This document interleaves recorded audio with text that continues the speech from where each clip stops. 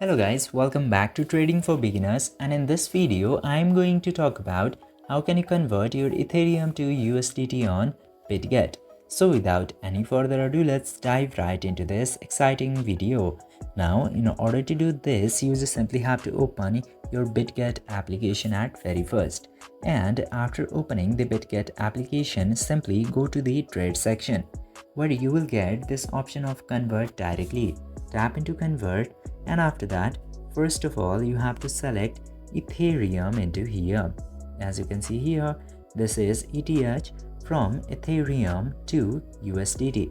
Now into this to section, I have to select USDT, and after that just simply enter the amount of Ethereum which you would like to change to USDT, and after that tap to preview button, and if you have enough Ethereum to change into USDT, your transaction or the conversion will be successful.